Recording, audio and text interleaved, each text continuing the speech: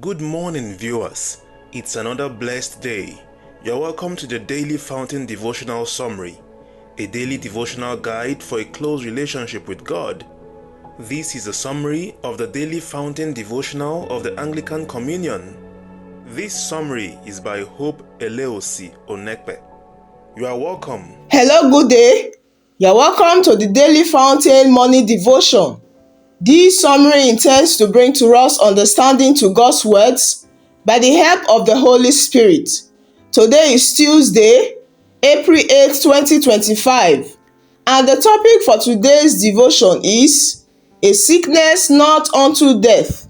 Let's bow our heads as we pray. Lord, as we prepare to hear the story of Lazarus, we ask for your guidance and wisdom. Open our hearts and mouths to proclaim your truth with clarity and power. Lord, may your Spirit anoint your words and open the heart of your people to receive your message, that we might know and believe in your Son Jesus, the resurrection and the life. In Jesus' name we pray. Amen. Our text for today is the book of John 11. We're reading from verse 1 to 19. John chapter 11, verses 1 to 19 reads, Now a man named Lazarus was ill. He was from Bethany, the village of Mary and her sister Martha. This Mary, whose brother Lazarus now lay ill, was the same one who poured perfume on the Lord and wiped his feet with her hair. So the sister sent word to Jesus, Lord, the one you love is ill. When he heard this, Jesus said, This illness will not end in death. No, it is for God's glory, so that God's Son may be glorified through it. Now Jesus loved Martha and her sister and Lazarus. So when he heard that Lazarus was ill, he stayed where he was 2 more days. And then he said to his disciples, Let us go back to Judea. But Rabbi, they said, a short while ago the Jews there tried to stone you, and yet you are going back?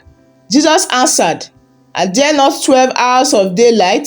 Anyone who walks in the daytime will not stumble, for they see by this world's light. It is when a person walks at night that they stumble, for they have no light.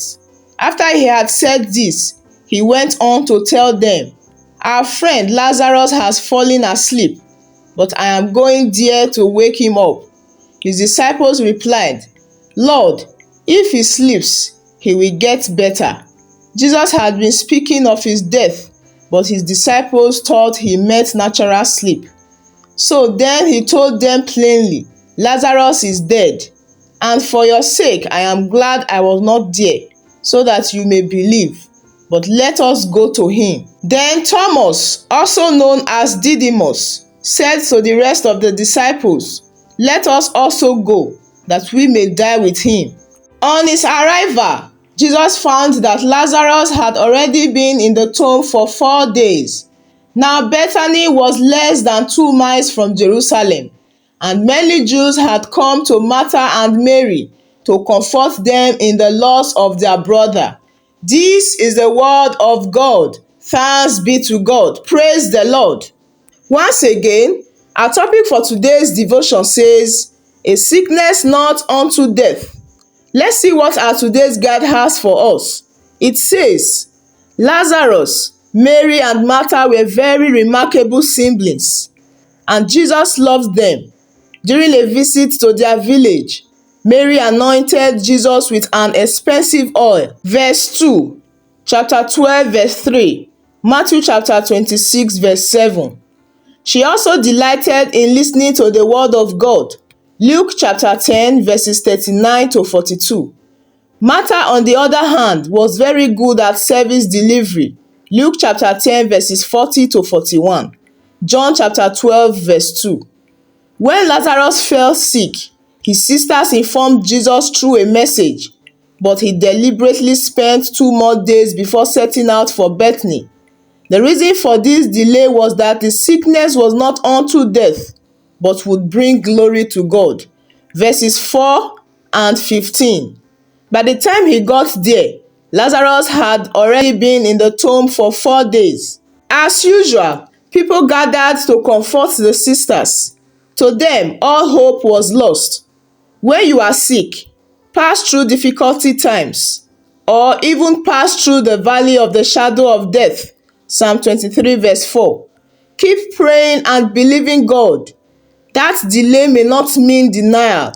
Daniel did not know that the answers to his prayers had been given on the first day of his 21-day retreat. Daniel chapter 10 verses 12 to 13. Continue, therefore, in prayer concerning that troubling situation, so that God may be glorified through it. Our prayer for today says, "O Lord, let your name be glorified as I overcome every challenge that comes my way." Praise the Lord. Our topic for today's devotion once more says, "A sickness not unto death." Our today's devotional Bible story is about Jesus' friend Lazarus from Bethany who fell ill, and his sisters Mary and Martha sent a word to Jesus. But by the time Jesus reached Bethany, Lazarus had been dead for 4 days. Scripture says that this was the most remarkable miracle Jesus performed according to the scripture. And it also tells us that Jesus had a close relationship with this family. So when Lazarus was sick, it was natural for them to bring their needs to Jesus. And it was expected that if he miraculously met the needs of so many others, he would meet their need also. According to the scripture, Mary and Martha did not specifically ask Jesus to come and heal Lazarus. Probably they felt they did not need to, that it was enough to simply tell Jesus what the problem was. The message came to Jesus as, "Lord, the one you love is sick," in verse 3. And verse 4 says, when he heard this, Jesus said, "This sickness will not end in death. It is for God's glory, so that God's Son may be glorified through it." Secondly, Jesus knew that the events would set the religious leaders in determination to kill Jesus, and the end result would be that the Son of God may be glorified in his death and resurrection. Praise the Lord. In this passage, John reminds us that Jesus genuinely loved Lazarus and his sisters, Mary and Martha, in verse 5. So it was an important reminder showing that a testimony of their faith was not a denial of his love. The individual love of Jesus towards these three is especially significant when we think of how they were different, both in their temperament and in their situations of life. So despite the love that Jesus genuinely had for these three, he did not immediately act upon their great need. He deliberately waited to bring Lazarus back from the dead until he had been in the tomb for 4 days. In John's Gospel, we can also see from John chapter 2 verses 1 to 11 and John chapter 7 verses 1 to 10 when someone dear to Jesus asked him to do something. And each of these two cases, Jesus responded in the same way. From these two Bible passages, John chapter 2 verses 1 to 11 and John chapter 7 verses 1 to 10, Jesus first refused to grant their request, and then he fulfilled it after showing that he does things according to the timing and will of God, not man. Jesus could have raised Lazarus from a distance because of the opposition from the religious leaders. At that particular time, Jesus was a wanted man in Judea. So Judea was a dangerous place for Jesus, yet he was willing to go to Judea again despite the warnings from his disciples. And he responded by telling his disciples that he still had work to do, and used a figurative way to speak of the time allotted by God the Father for the earthly work of Jesus. Verse 9. So Jesus is saying that a man must finish the day's work within the day, because the night comes when work is ended. So during these hours Jesus spoke of, no harm could come to Jesus and his disciples, because they had to work before the night of Jesus' passion. Praise the Lord. In verse 11, Jesus used the metaphor of sleep to describe the death of Lazarus. In Matthew chapter 9 verse 24, Jesus also said of Jairus' daughter that she was asleep, and so Jesus could be glad even in the death of a dear friend, because he was certain of the outcome. So we see at the end of the event of this chapter that grief was comforted, life was restored, and many more believed in Jesus. So all of these were reasons to be glad. So we may learn that Jesus often permits us to pass into profound darkness and deeper mysteries of pain in order that we may prove more perfectly in his power. When Jesus came to Bethany, it appeared that Lazarus had been buried for 4 days. Jesus waited 4 days because he knew the Jewish superstition that said a soul stayed near the grave for 3 days, hoping to return to the body. Therefore, it was accepted that after 4 days, there was absolutely no hope of resuscitation. And Martha honestly stated her disappointment in Jesus' late arrival. She believed that Jesus was able to heal her brother while he was sick yet still alive. She was no longer confident that Jesus would raise her brother, but would still trust Jesus despite the disappointment. This was a remarkable demonstration of faith, one that should be taken as an example. Your own situation can be as far gone as Lazarus was, but do you believe in Jesus for yourself? The story of Lazarus is a powerful reminder of God's love, His compassion and power over death, and it offers hope for eternal life through faith in Jesus. Detailing the illness and death of Lazarus teaches believers about the power of faith, the nature of God's timing, and the ultimate triumph of life over death through Jesus, highlighting His compassion and power.